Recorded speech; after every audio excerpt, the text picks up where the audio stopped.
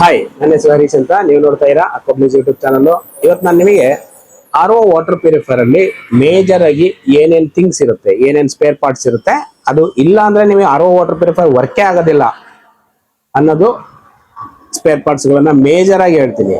ಅದು ಬಿಟ್ಟು ಇನ್ನೂ ಬೇರೆ ಬೇರೆ ಅಸೆಸರೀಸ್ ಇರುತ್ತೆ, ಅದೆಲ್ಲ ಅದಕ್ಕೆ ಸ್ಟ್ಯಾಂಡ್ ಬೈ ಆಗಿರುತ್ತೆ, ಅದು ಕೂಡ ಬೇಕು. ಪ್ರತಿಯೊಂದು ಇದ್ರಲ್ಲಿ ಇಂಪಾರ್ಟೆಂಟ್ ಆಗಿದೆ. ಬಟ್ ಇದರಲ್ಲಿ ಕವರ್ ಮಾಡ್ತಾ ಇರೋದು ತುಂಬಾ ಮೇಜರ್ ಅಂದ್ರೆ ಅದಿಲ್ಲ ಅಂದ್ರೆ ಪ್ಯೂರಿಫೈರ್ ವರ್ಕಿಂಗ್ ಇಲ್ಲ, ಸ್ಟಾಪ್ ಅನ್ನೋ ಥಿಂಗ್ಸ್ ಅಂತ ಸ್ಪೇರ್ ಪಾರ್ಟ್ಸ್ ನ ಇವಾಗ ಹೇಳ್ತಾ ಇದ್ದೀನಿ. ಇದು ಯಾವುದೇ ವಾಟರ್ ಪ್ಯೂರಿಫೈರ್ ಆಗಿರ್ಬೋದು, ಎನಿ ವಾಟರ್ ಪ್ಯೂರಿಫೈರ್.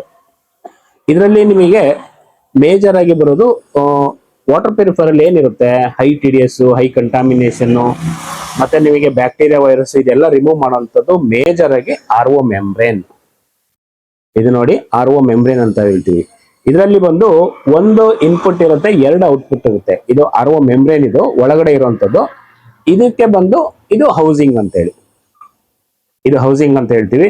ಇದರಲ್ಲಿ ಬಂದು ಒಂದು ಇನ್ಪುಟ್ ಇರುತ್ತೆ, ಎರಡು ಔಟ್ಪುಟ್ ಇರುತ್ತೆ.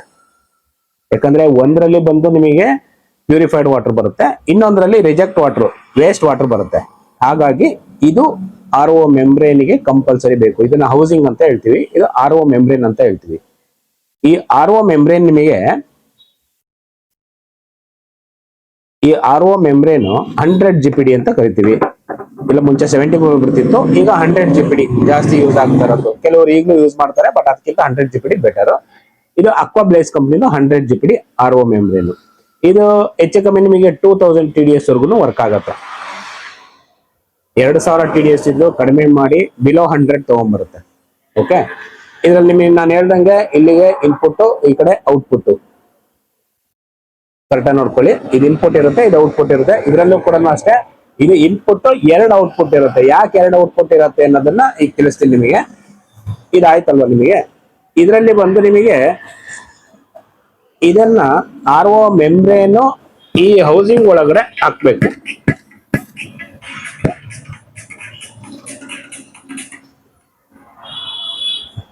ಈಗ ನೀವು ತೋರ್ಸೋದಿಕ್ ಮಾಡ್ತಾ ಇದೀನಿ. ಈಗ ನೋಡಿ, ಈಗ ಆರ್ ಒ ಮೆಂಬ್ರೇನು ಈ ಹೌಸಿಂಗ್ ಒಳಗಡೆ ಹಾಕ್ಬೇಕಾಗತ್ತೆ. ಇವಾಗ ಏನಾಗುತ್ತೆ, ಇದು ಇನ್ಪುಟ್, ಈ ಮೇಲ್ಗಡೆ ಈ ಕ್ಯಾಪ್ ಅಲ್ಲಿ ಬರುವಂತ ಇನ್ಪುಟ್ ಇರುತ್ತೆ. ಇನ್ಪುಟ್ ಅಂದ್ರೆ ಪಂಪ್ ಇಂದ ಬರುವಂತ ಪ್ರೆಷರ್ ಇದಕ್ಕೆ ಬೀಳ್ಬೇಕು.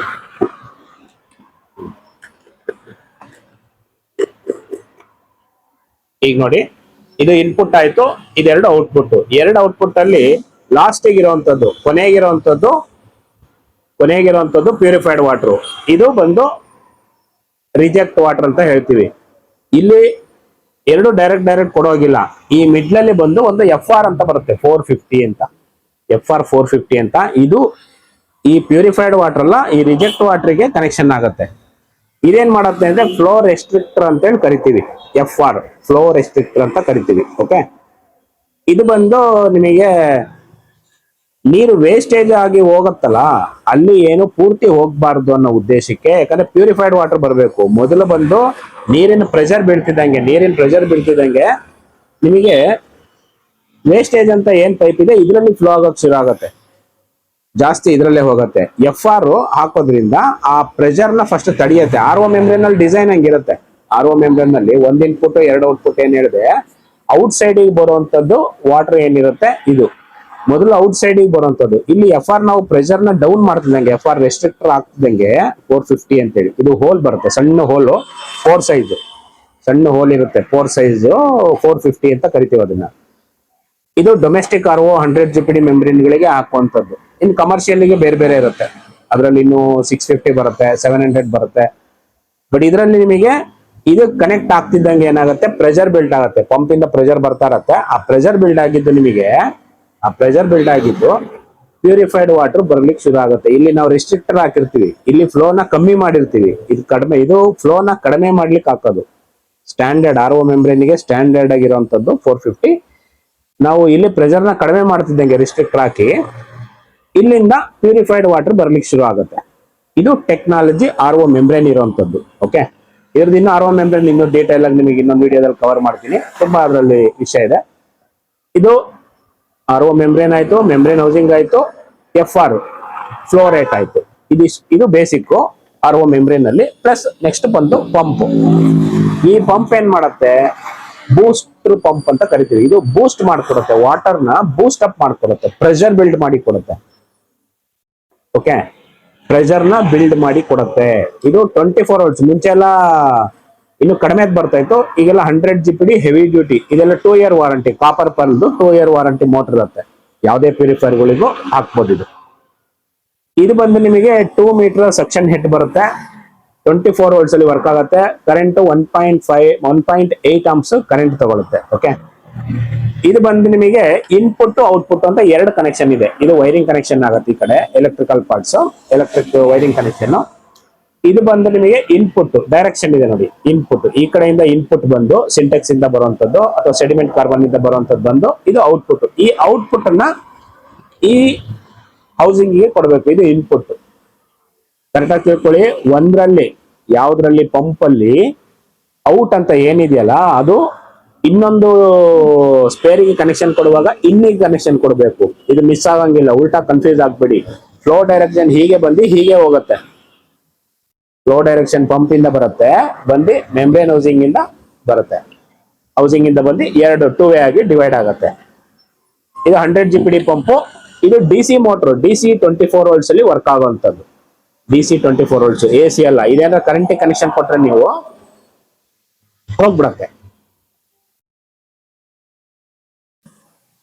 ಹಾಗಾಗಿ ದಯವಿಟ್ಟು ಎಲೆಕ್ಟ್ರಿಕ್ AC ಕನೆಕ್ಷನ್ ಕೊಡಬೇಡಿ, DC ನೇ ಇರುತ್ತೆ. ಆ DC ಅಂದ್ರೆ ಏನು ಅಂತ ಹೇಳ್ತೀನಿ ಈಗ.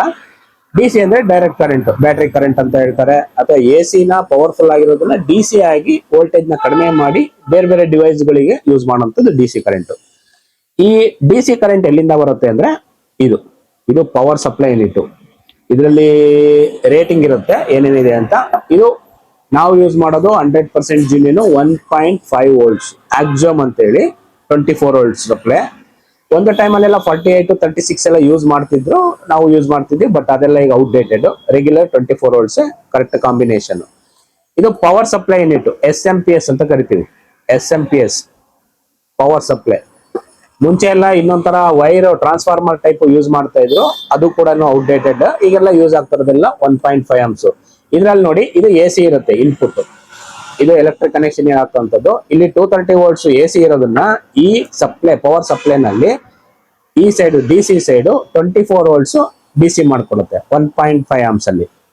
ಈ ಪಂಪಿಗೆ 100% 1.5 ಸಾಕು. ಕೆಲವರು 2.5 ಹೆವಿ ಅಂತ ಹೇಳ್ತಾರೆ, ಬಟ್ ಅದು ಹೆವಿ ಇರಲ್ಲ. ಬಾಕ್ಸ್ ಮಾತ್ರ ದೊಡ್ಡದಿರುತ್ತೆ.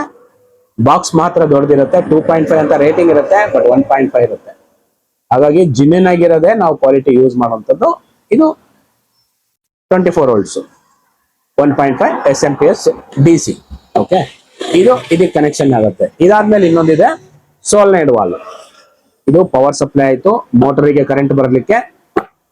ಓಕೆ, ಮೋಟರಿಗೆ ಕರೆಂಟ್ ಬರುತ್ತೆ. ಮೋಟರ್ ಏನ್ ಮಾಡುತ್ತೆ, ನಿಮಗೆ ಇನ್ಪುಟ್ ಔಟ್ಪುಟ್ RO ಮೆಂಬ್ರೇನ್ ಇಂದ ಪ್ಯೂರಿಫೈಡ್ ವಾಟರ್ ವೇಸ್ಟ್ ವಾಟರ್ ಆಗಿ ಕನ್ವರ್ಟ್ ಮಾಡ್ಕೊಡುತ್ತೆ. ಈಗ ಪ್ರತಿ ಸಲ ಇದು ಈ ಕನೆಕ್ಷನ್ ಕೊಟ್ಕೊಳ್ಳೆ ವರ್ಕ್ ಆಗತ್ತೆ. ಇದಕ್ಕೆ ಕಂಟ್ರೋಲ್ ಅಂತೇಳಿ ಒಂದು ಬರುತ್ತೆ, ಕಂಟ್ರೋಲರ್. ಇದನ್ನ ಕಂಟ್ರೋಲ್ ಅಂತ ಕರಿತೀವಿ.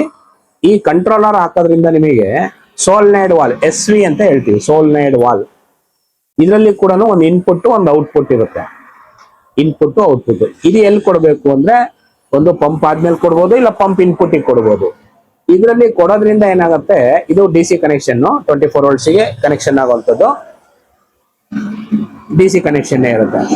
ಓಕೆ, ಇದು ನಿಮಗೆ ಸ್ಟಾಪ್ ಮಾಡ್ಕೊಡುತ್ತೆ, ಕ್ಲೋಸ್ ಮಾಡುತ್ತೆ. ವಾಟರ್ ಪಾಸ್ ಆಗೋದನ್ನ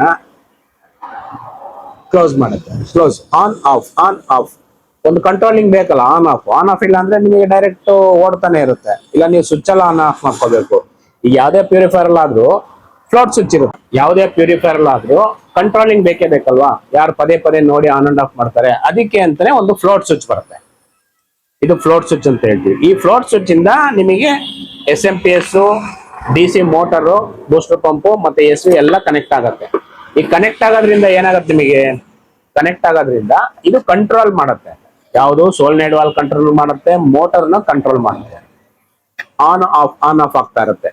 ವಾಟರ್ ಫಿಲ್ ಆದ ಕೂಡಲೇ ಆಫ್ ಆಗುತ್ತೆ, ವಾಟರ್ ಕಡಿಮೆ ಆಗ್ತಿದ್ದಂಗೆ ಆನ್ ಆಗುತ್ತೆ. ಇದು ಆಟೋಮೆಟಿಕ್ ಸಿಸ್ಟಮ್ ತರ ವರ್ಕ್ ಆಗ್ತಾ ಇರುತ್ತೆ.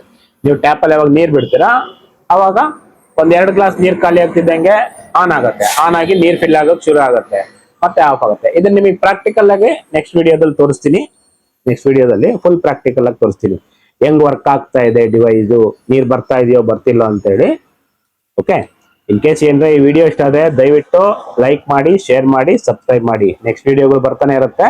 ದಯವಿಟ್ಟು ಚಾನಲ್ನ ಸಬ್ಸ್ಕ್ರೈಬ್ ಮಾಡಿ. ಅಕ್ವಾಬ್ಲೈಸ್ ಚಾನಲ್ ಮಿಸ್ ಮಾಡ್ಕೋಬೇಡಿ. ತುಂಬಾ ವಿಡಿಯೋಸ್ ಇದೆ, ಆಲ್ರೆಡಿ ನಮ್ದು ತುಂಬಾ ವಿಡಿಯೋಸ್ ಎಲ್ಲ ಹಾಕಿದೀವಿ. ಬೇಕು ಅಂದ್ರೆ ಹೋಗಿ ನೋಡಿ, ಪ್ಲೇ ಲಿಸ್ಟ್ ಇರುತ್ತೆ, ಇಲ್ಲ ನೀವು ಇಂಡಿವಿಜುವಲ್ ಹೋಗಿ ವಿಡಿಯೋಗಳು ಕೂಡ ನೋಡ್ಬೋದು. Okay, thank you. ನೆಕ್ಸ್ಟ್ ವಿಡಿಯೋಗೋಸ್ಕರ ವೆಯ್ಟ್ ಮಾಡಿ.